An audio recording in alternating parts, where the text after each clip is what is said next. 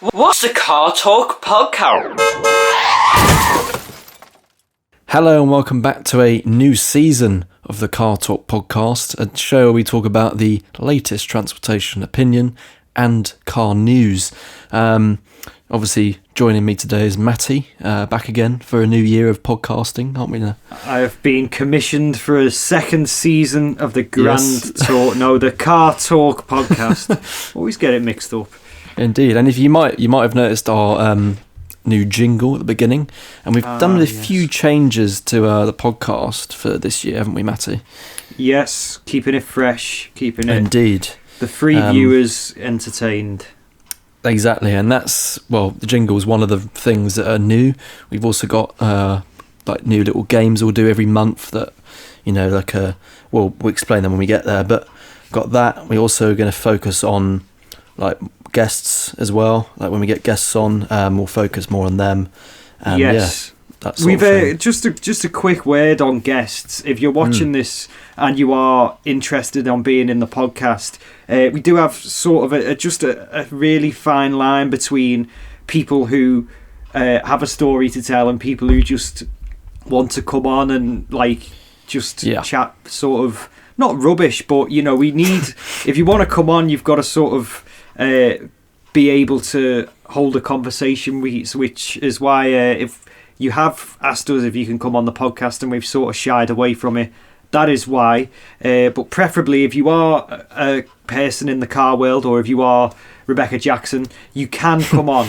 Especially if you're a woman, especially we're trying to get some more female interaction, I suppose, on the podcast this year. Don't know how well that's going to go, but it's not going well. Not at the moment, no, but let's hopefully change that. Yeah. So obviously we're going to keep doing the car news, and should we start off then, Matty? We've quite obviously missed quite a lot from the few months we've been off, and we certainly have. A lot has gone on in our lives as well, but can I just run you through a couple of concerning headlines that we've had over the past few months while we've been off the air, in effect. Yes. So as predicted, lots more manufacturers saying they're going electric only. Yep. Lots of supercar manufacturers launching electric only performance cars. Diesel being scrapped. I mean, I'm not sure that's actually quite a bad thing, really. But one of the worst things that we've had this year already is that we're getting 3 new SUVs. So we've got the Ford Mondeo SUV, which is coming to China first, but apparently it is coming here. We've got the Lamborghini. What is it called? It's just the got Urus. For now, it's an electric Urus, and it's also going to launch a 4-seat EV crossover. I've actually got that written down as well. That's it. Well, you can tell us more about that in a minute, but just for now as well, Alfa Romeo Tonale, small crossover to go below the Stelvio, because the Stelvio sold really well. We mentioned that last year actually as well, I think. The toenail, we called it. The toenail, that's it. And finally, I wonder what our friend Daniel Acthouse thinks of this. The Fiat Panda small SUV is coming, and it looks, well, horrid. So they're the headlines. Would you like to tell us about the Lamborghini 4-seat EV crossover that you got written down, Bailey? Yeah, sure. I mean, I don't know much about it. No. It's apparently going to be launching in 2028, which is, well, some years now. And yeah, it's just going to be like a normal SUV, I suppose, to rival the Urus. They are making an electric Urus around that time, but surely that would be like 10 years old by then anyway, so I don't really see the point. The problem is, I really don't understand, like, obviously the marketing people must think that people will buy a Lamborghini SUV, but obviously SUVs are fashionable, but like it's not like when, you know, the Zavira and the Picasso came out, they were all going, oh yeah, mini MPVs are here now, let's make a Lamborghini to rival the Citroen Picasso. It's just not right. It doesn't sit well with me. I know what you mean. And also the CEO, Stephen Winkleman, has said, when it comes to the first full electric car, it's clear that our approach is clear and prudent.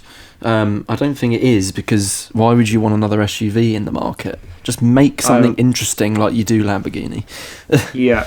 Oh, one more as well, not to be forgotten. The Vauxhall Insignia, which I can already say that the saloon version is it's better than an SUV version, but it's equally boring and unreliable. But the headline here, actually, it's by Autocar. Steve Fowler, very respectable journalist. Vauxhall Insignia to be reborn as an SUV in 2024. And I don't know if you can see the pictures here of this Insignia, but it looks suspiciously to me like a modern day Vauxhall Marivia that they had a few years ago. So I think Vauxhall are just, because they've got rid of the Zafira and things like that, they're just basically playing musical chairs with their names at the moment. I mean, just lashing any over. It's just, I mean, it looks half decent, but it's an SUV and not a saloon. It's strange looking. It's not really big enough to be an SUV, but equally it's like it is, if that makes sense. It doesn't look. It's kind of like in between. Too low down to me to be. So yeah.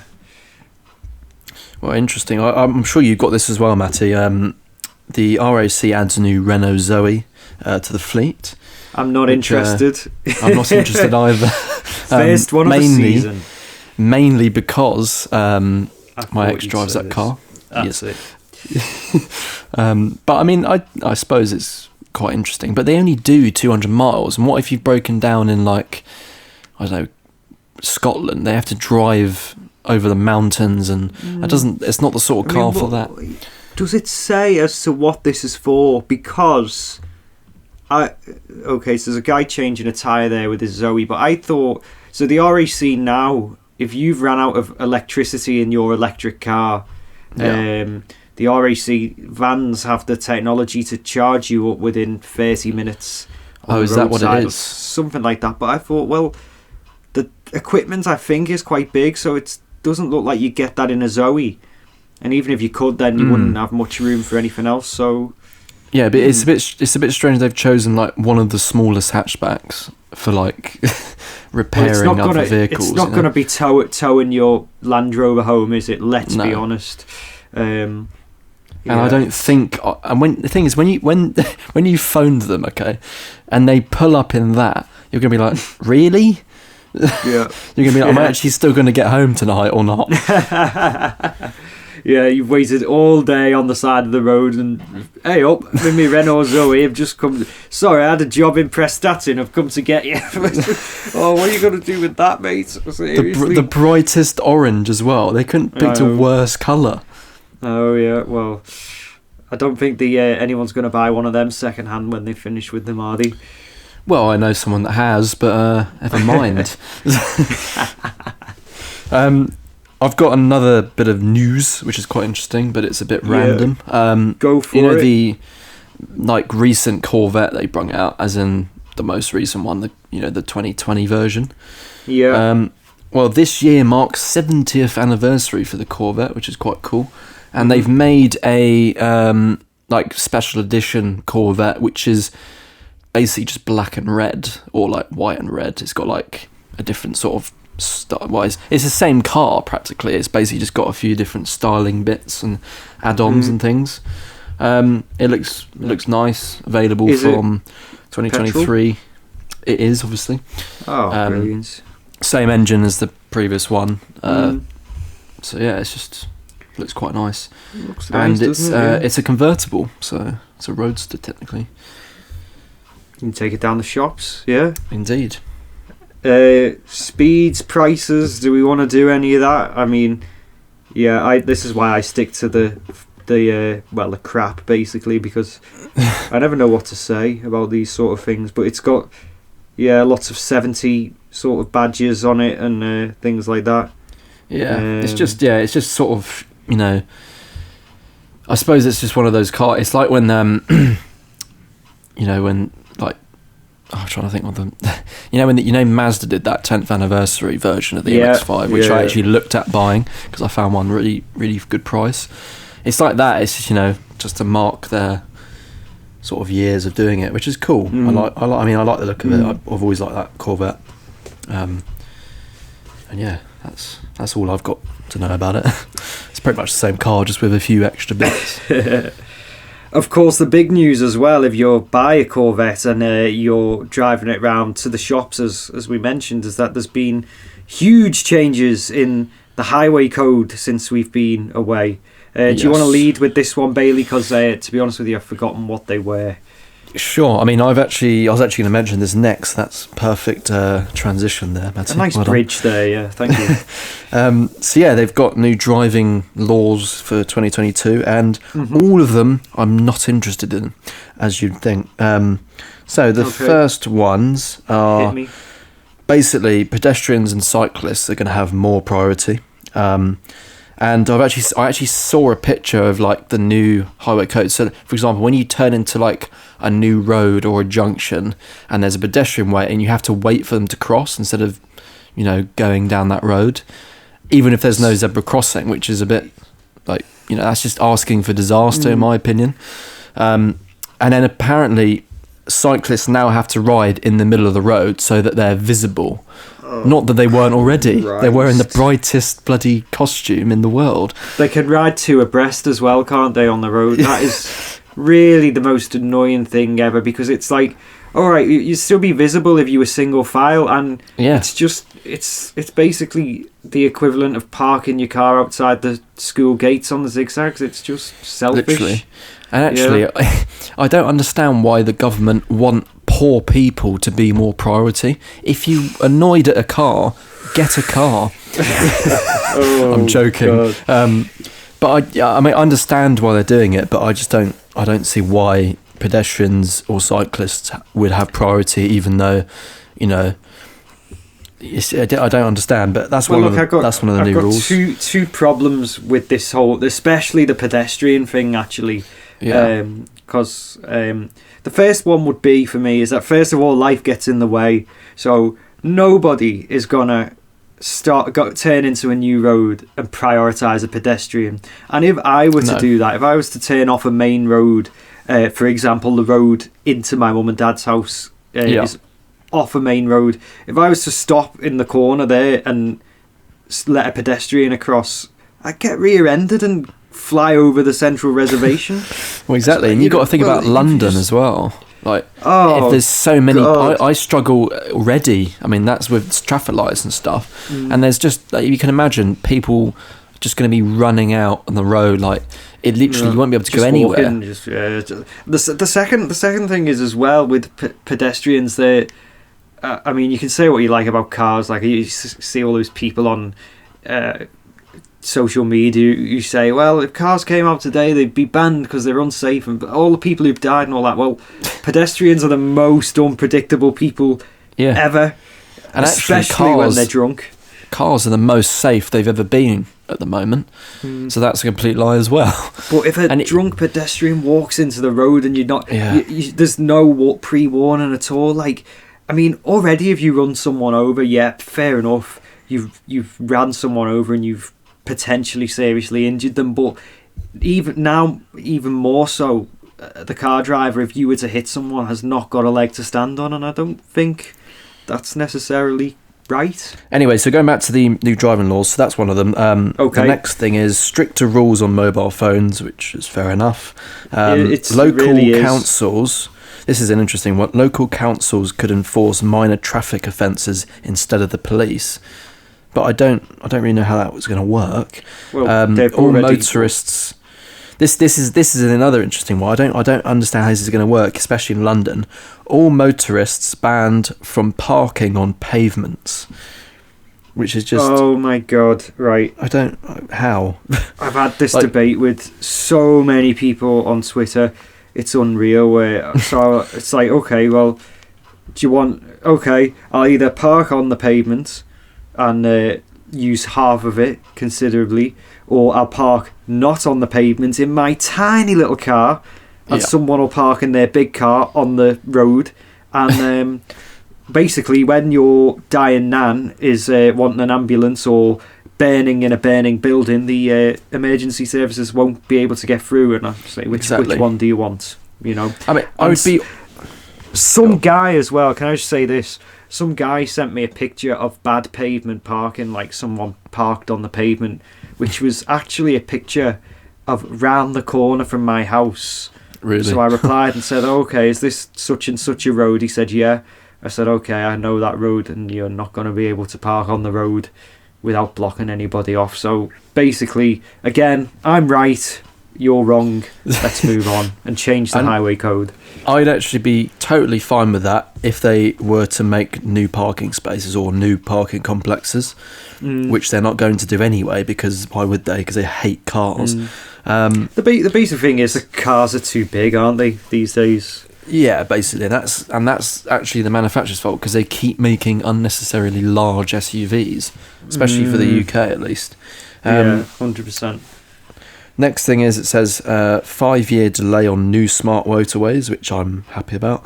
Yeah, brilliant. Driving licenses to be taken off drug users. Yep, fair enough. Self-driving cars allowed on UK roads. I'm not interested. Speed limiters from the 6th of July. Now, I had a few people say, because I basically sent this around to some of my friends and things, and some people were like, what? That's like, how, like, what speed, like, what are the speed limiters?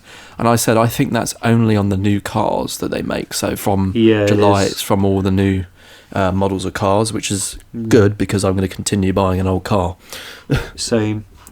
But I'm sure there'll be a black market for people like walking around pubs saying, "Hey, oh, mate, 20 quid and I'll take that speed limiter off your car." You can imagine that. You can be a whole like organisation doing that.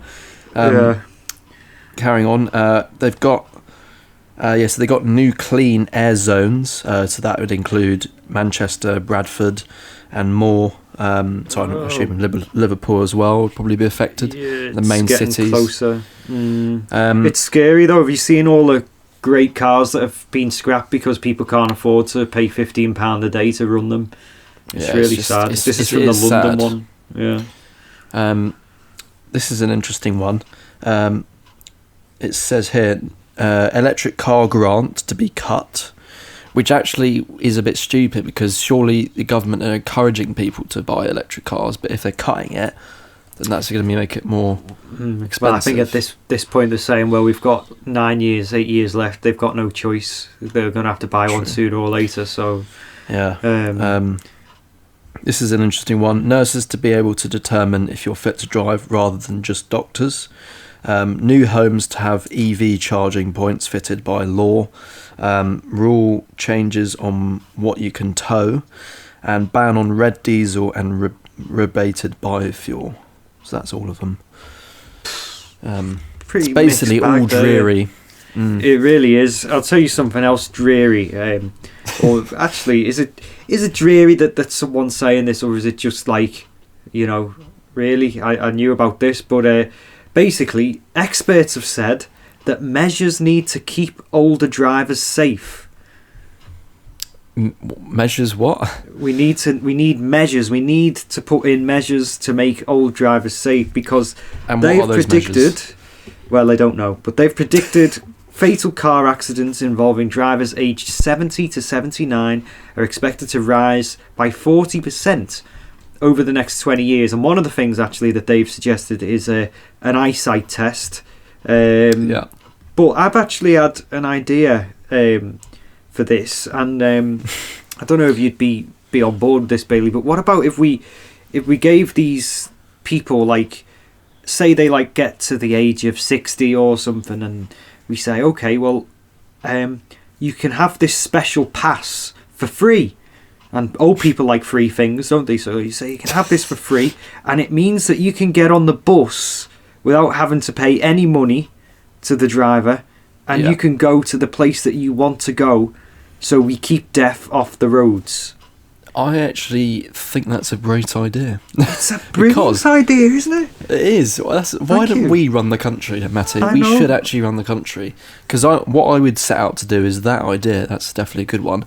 Because if you think about it, they've been, either driving or taking the bus all their lives. They're now retired. Surely that would be fair enough on them, because they just want to have a chilled life, don't they, at the end? That's and true. Paying or stressing out about driving and annoying other people is not really. So if It's like Jeremy says, everybody wins.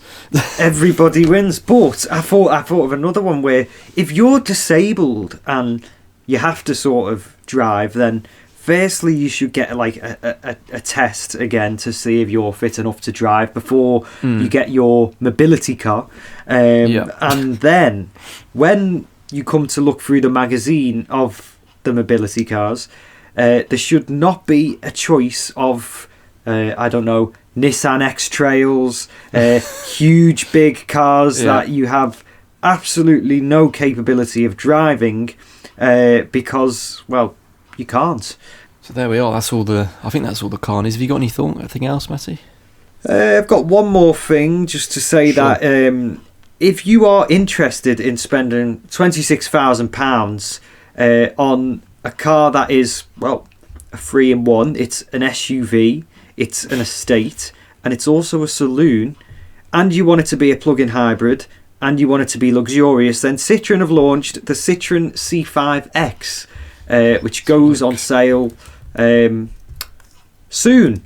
And it looks quite nice. It is a little bit higher than an estate. It is basically, a hybrid, not only in powertrain but also in form as well. It's sort of like an all-road sort of thing. Yeah, cross-terrain sort of thing. A nice looking thing. I still prefer the C4, but yeah, it's a little bit, reminds me a little bit of if they still made the DS5, what a modern DS5 would look like, perhaps. Yeah, that looks really nice actually. I quite like that.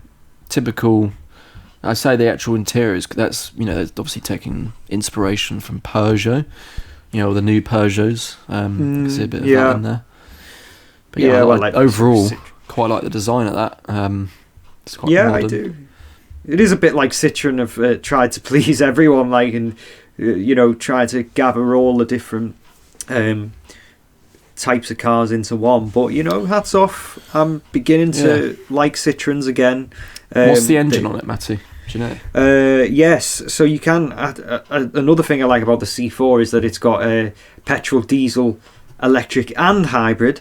Nice. But yeah, you can have a 1.2 or a 1.6 litre petrol or a plug-in hybrid system.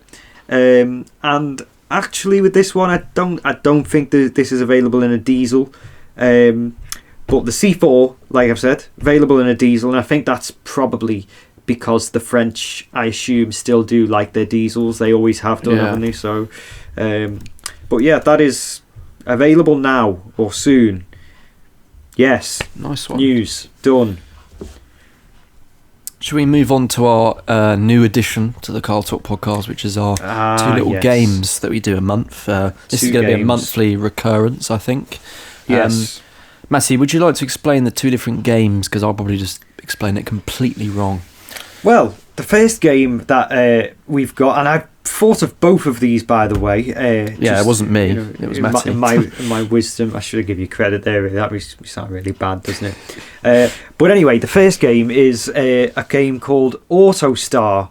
You may know the magazine Autocar. Well, this is Autostar. So I give you 3 famous people.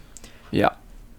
And I give you one fact question: who owned this car, who did this, blah blah blah, and you have to guess which one it was.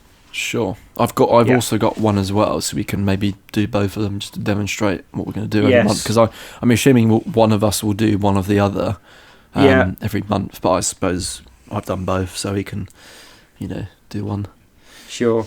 So my first Autostar is, well, here's the question. I've got 3 people here for you, Bailey. Yeah. You ready? Go on. Okay. Ross Kemp. Yep. Yeah. Queen, the current Queen Elizabeth. And the final one is Bear Grylls. Nice selection. Now, which of these Autostars, I mean, they're not Autostars, but they will be in a minute, which of these Autostars is a qualified mechanic? Oh, that's a good question. I don't know, I feel like it's Bear Grylls simply because he's very adventurous and he likes doing various things. But it also, I don't think it's the Queen because, you know, she just sits in her palace all day. And Ross Kemp, I suppose it could be him as well. I'm going to probably go for Bear Grylls. Okay, it was not Bear Grylls. Do you want to guess again, or do you want me to tell you the answer? Tell me. It was the Queen. Really? Yeah. Oh, okay. The Queen is a qualified mechanic from her time in the military. Well, fair enough. Okay. Yeah. I'd not known that. I learned something newer today. There we go.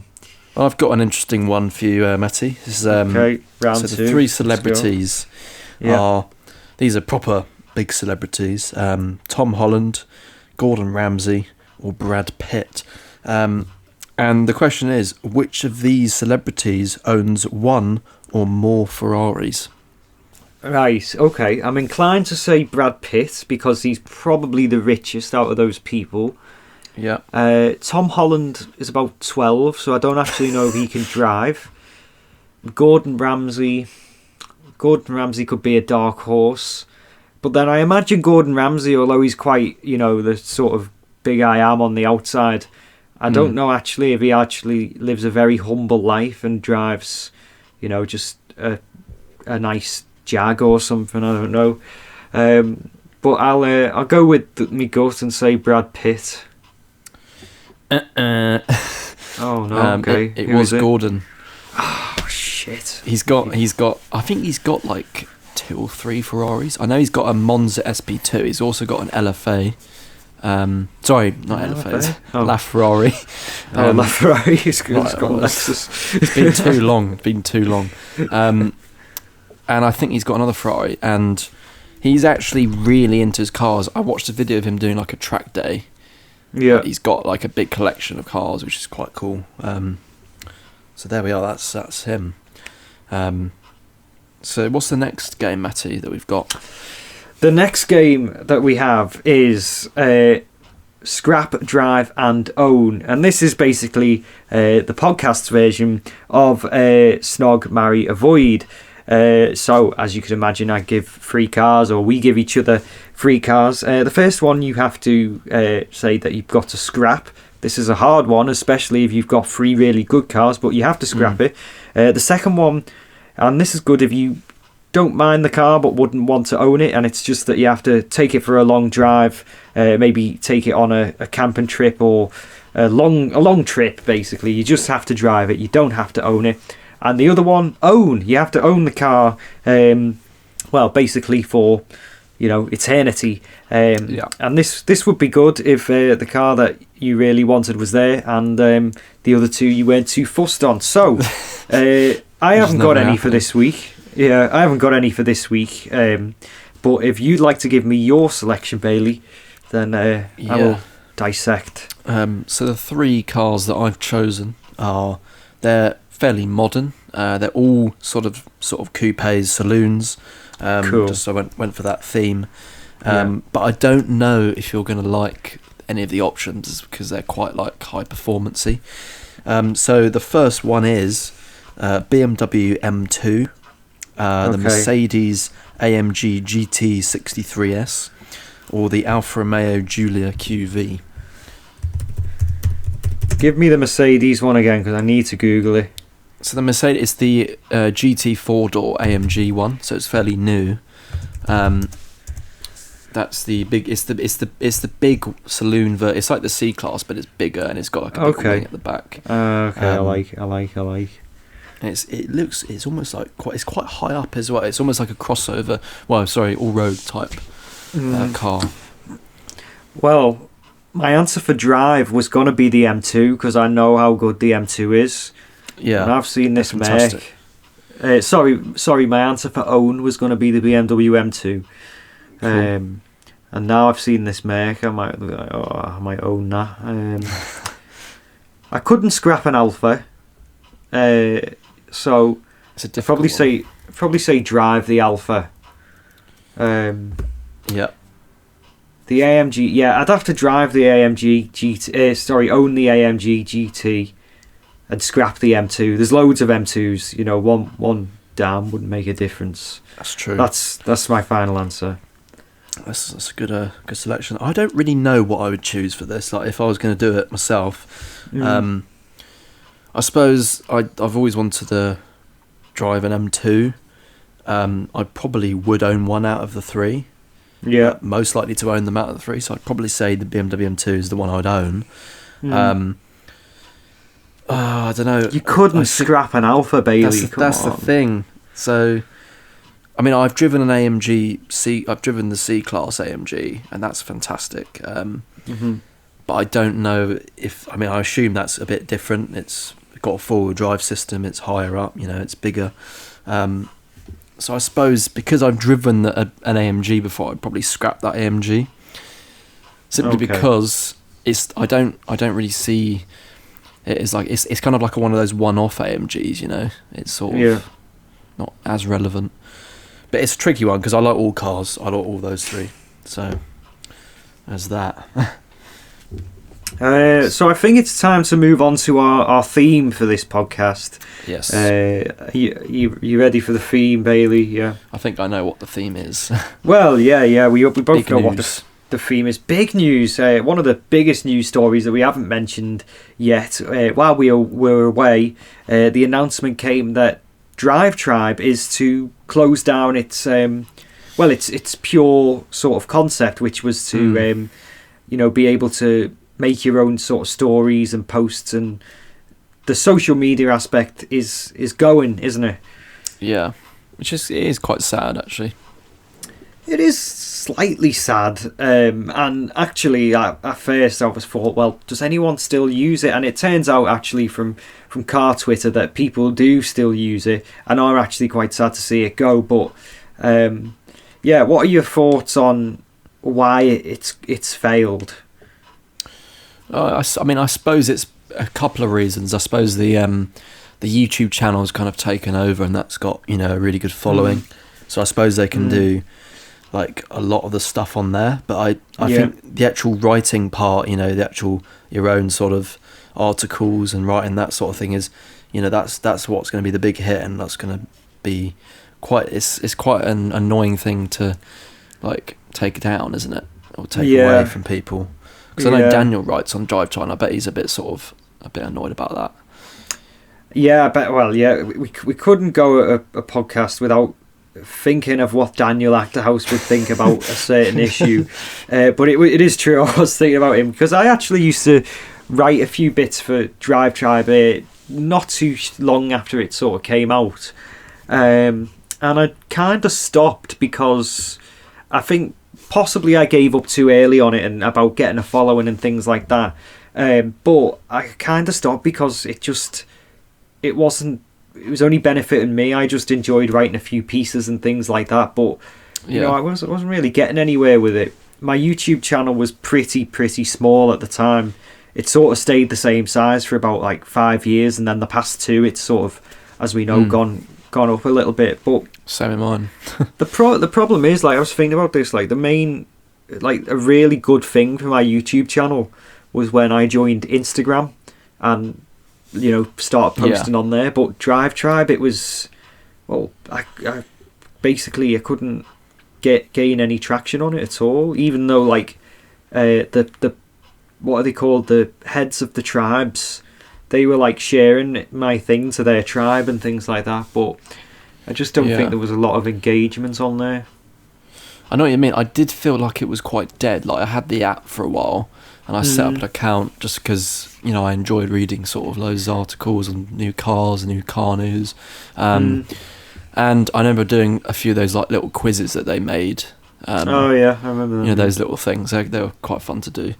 But I didn't. Apart from that, I didn't really use it. I used it for about a month, and then that was it. It was something about it that wasn't like.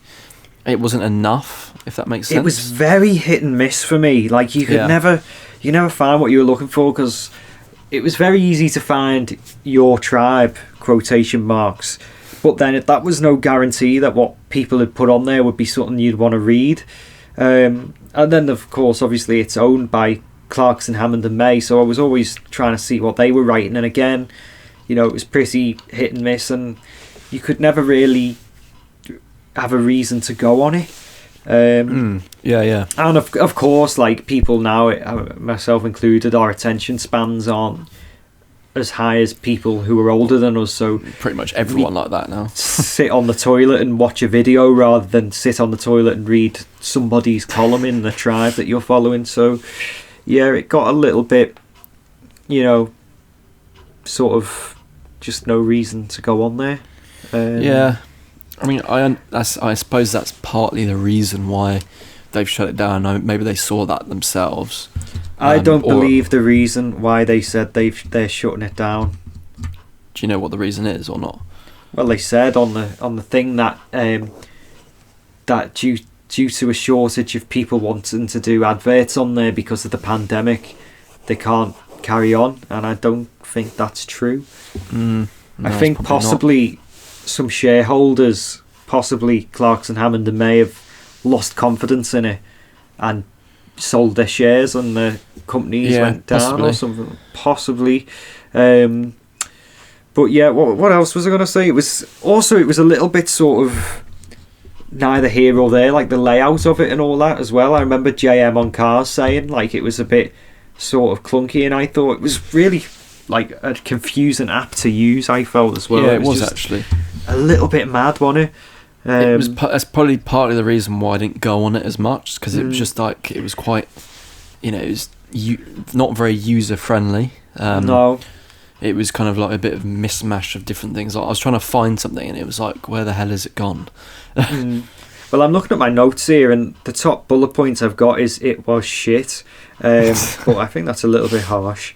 But yeah, it's meant to be the Facebook for car people, but it just, I don't know, it's really hard to give a reason, because I read some good articles and I seen some really, sort of boring headlines, and it was, I think if you went onto like the Auto Express website or bought the magazine, you'd be able to, and this is on paper as well, even even easier to find what you wanted to read and what you didn't. Like, obviously you skip past the consumer, Skoda owner into Skoda dealership for the 10th time in a row. Yeah, okay, skip past that. New Ferrari, new, I don't know, Porsche Cayenne, whatever, and it was like that. But this was, doesn't matter who you followed, you'd still like be skimming through all the shit. Do you know what I mean? Yeah. I've just opened the app up again now, just because I've still got it downloaded. But this is how old it. Like, how much I haven't used it. It's still got my old YouTube channel name and like a really old picture of me. That's how long I haven't used it. And I think the last time I used it was when you actually followed me on it. Which was probably about 3 years ago now. How many followers have I got on my DriveTribe, and what was the last thing I posted? Because I used to write things on there. Let me have a look. That's you. You've got 7 followers. Wow. I suppose the last thing that I can see that you posted was the Volkswagen T-Cross review. Is it a rip-off? Right, okay, so this is what I was supposed to do. So what my plan was with DriveTribe, because I used to embed it into my YouTube channel and everything. Yeah, because you've got a link at the bottom of that article for your channel. Yeah, so the plan, what I was going to do was, if I released a car review, I'd write a review as well and see if I could get people to come to my YouTube channel that way, but it didn't happen. I mean, that's quite, I personally think that's quite a good idea. It's just a shame that it didn't, work out. But I suppose it's partly to do with the app, isn't it? Because it's so difficult to like find, because you couldn't like necessarily find like smaller people on there. No, it was all like the main big people that would just come up. You can never like see young creators or other people that do that sort of thing. Well, I'm going to mention the D word here and say that I only found out about Daniel Afterhouse writing for DriveTribe, because that's what he started before his YouTube. But I found that out via Twitter. Really? so not even DriveTribe. Yeah, so it couldn't be like its own standalone thing where you could discover people at the sort of... Because that's what people did. They promoted their DriveTribe on their YouTube and their Instagram and their Twitter, and I don't think there was enough room for another car sort of thing in social media. Do you know what I mean? Yeah. Well, I suppose the good news is they're keeping the YouTube channel going, which I do watch quite regularly. Well, that's it, yeah. Have really got into Food Tribe with James May and Lucy Brown and that other girl. Like, I like to see like James May making a Monster Munch butty. I mean, that is this should have happened years ago. Do you know what I mean? Yeah, that is good. That is good fun to watch. It is. It's like his cooking show. And I'm not like hugely into cooking. I like cooking. I don't do much of it, and I don't know how to. But I watched him on that program, and I was just really interested. And obviously, it's just stuff with him in. It just makes it funny. Like anything he could do. Isn't he? Yeah. So yeah, there we are. That's I suppose DRIVETRIBE. That's kind of the end for the app. Obviously, the YouTube channel is going to be carrying on, but it's kind of a bit sad, isn't it, Matty? I don't really know. It's I get the point of it, but I don't really understand their reason for it. Sad to see it go. Yeah, but there we are. If you did enjoy this month's podcast, we're back again doing monthly podcasts. So I suppose we've got quite a few guests lined up this year, haven't we, Matty? Like, quite a few people have asked to come on. I've got some ideas of people who don't yet know that they're going to be asked to come on, but will be asked. And hopefully we've got a few people lined up that are going to be a bit of a laugh and come on the podcast and talk about their YouTube channel. That's another thing. If you'd like to talk about your YouTube channel on the podcast and promote it, and you're not a robot, then get in touch with us. The usual ways. We best do that actually. Promote our social medias. Yes, we do. As you know, follow us and subscribe to us on YouTube at the Grand Teen, not DRIVETRIBE, because we don't have a DRIVETRIBE. We obviously have Instagram and Twitter and TikTok now, which we actually started to upload a bit more on, and we've kind of actually blown up on one of the videos. We've got like 15,000 views on one of our videos on TikTok, which is quite cool. Nice. So if you do want to follow us on there, we just post like little skits or like funny moments from our main episodes that you can go and watch on YouTube itself. So follow us on that, the Grand Teen. And Matty, do you want to plug your socials? Well, yeah, I must point out though, by the time this podcast comes out, I think DRIVETRIBE will have shut down. So if you wanted to be my 8th follower, then I think the moment has gone. But alternatively, you can follow me. You can subscribe to me on my YouTube channel. It's Matty's Cars. We've both hit 1,000 subscribers now. So if you want to subscribe, then subscribe. Follow me on Twitter at ManningMatty. Follow me on Instagram, Matty's Cars YT. And if you want to see pictures of me dancing and things like that, then you can follow my personal Instagram if you want to. But yeah, other than that, join us for some more podcasts in the coming months. Yes, well, so I hope you stay safe, and we'll see you next month. See you next month.